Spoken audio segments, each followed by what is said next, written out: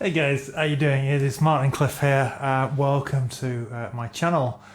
And I just wondered a couple of things. First of all, my first question is, I'm trying the setup without the backlights today. What do you think? Do you like them? Do you not like them? I'm not sure whether it's better with or better without them.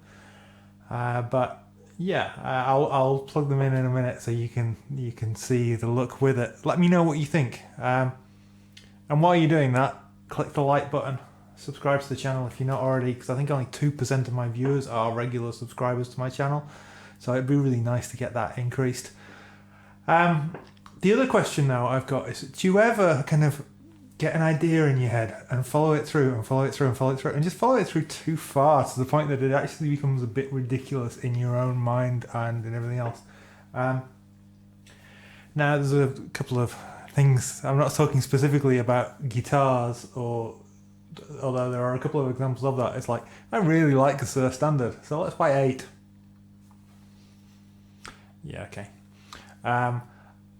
Another thing was, I really liked my 2016 Les Paul Traditional, so I bought another one. I bought this one, and I don't like it as much, so I'm going to sell this. This is one of the guitars that I will be clearing out as part of my purge of my guitar collection.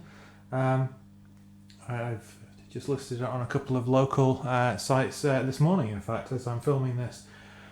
So it just doesn't have the magic of the other one. So it's like, well, why? I don't need both. I'm not a Les Paul player. It's nice to have one.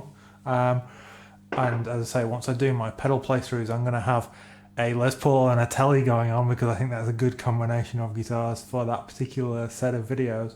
But I don't need 2 Les Pauls.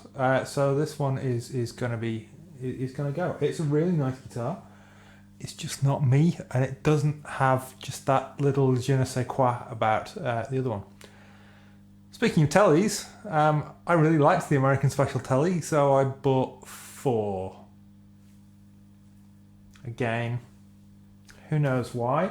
I sold one. I've got 2 more to sell, and then I'll have just the one, which is my favourite one, which I really like. It's actually an American Standard neck on that one, so it's yeah, again, it's a case of I took an idea and I went with it.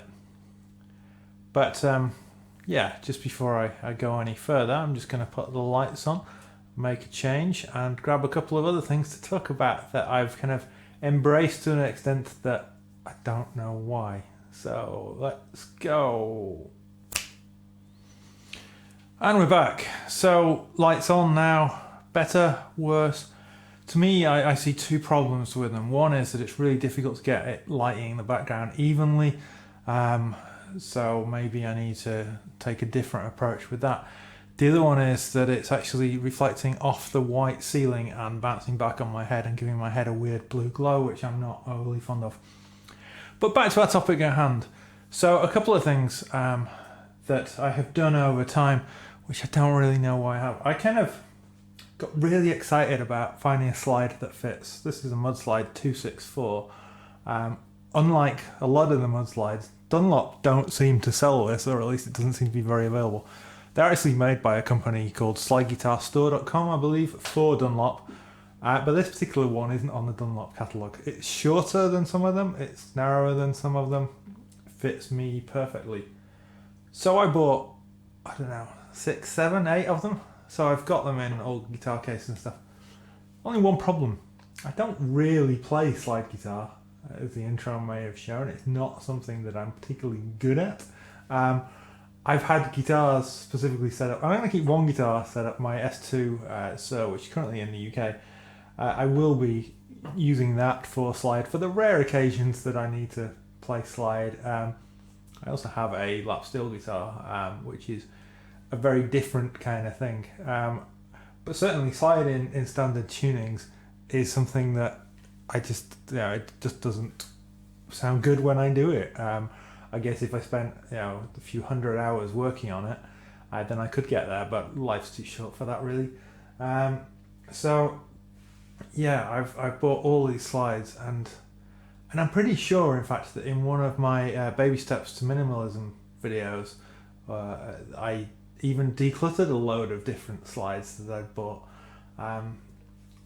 Yeah, it's just, I don't know why I do these things sometimes. The other thing, which the eagle-eyed of you may have noticed, is these Groove Gear fret wraps.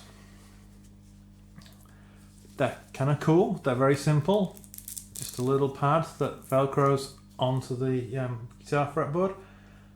Great for if you're doing tapping stuff or something where you don't want your open strings to ring out and you don't have good finger control or whatever.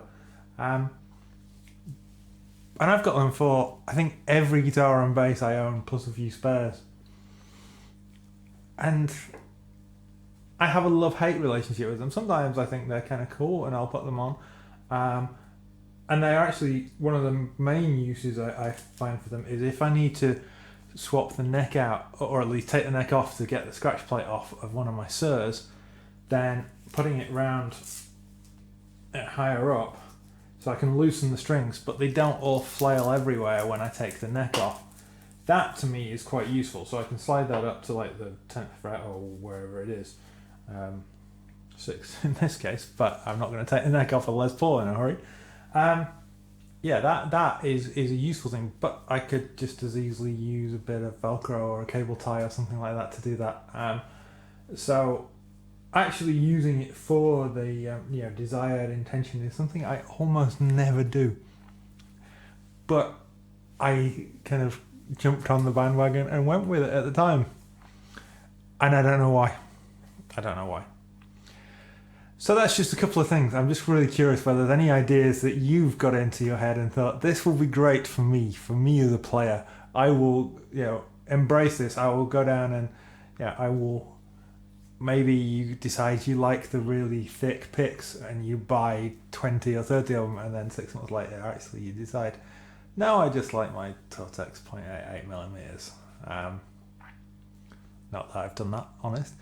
Maybe it's a whole other thing. You decide, okay, I'm going to sell all my pedals and go down the digital modelling route, and then you realise that digital modelling, while it's getting a lot better, and some of the new stuff is pretty authentic, it's not quite the same. It's not as much fun as plugging through a couple of pedals into a nice sounding amplifier.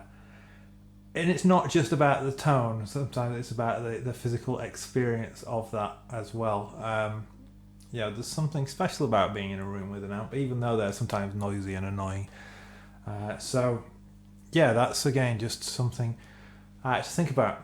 So I'm just curious to know your ideas. Let me know in the comments if there's any of these things or any other things that you've kind of gone down this rabbit hole yourself and thought, I'm going to do this and that and the other, because it's going to improve me as a player. And then you look back and you think, actually, that was just a waste of time and money.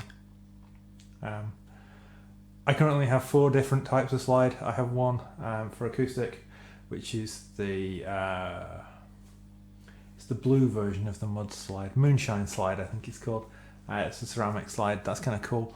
I've got some rock slides. I've got a thin, I think it's the Ariel Posen signature rock slide, which is a brass slide. It fits on my little finger, really comfy. If I'm going to play slide, it's probably that one I'm going to use. And I've got some rock slide glass slides as well. That again are great. They fit on the ring finger, but again, not really a slide player. So why I have a drawer full of slides, I don't know. Sometimes I don't understand my own mind. Anyway, let me know if you've done any of these crazy things or any other crazy things. Take care. I'll speak to you next week when we'll be starting to look at the pedal board and changes to that. Take care.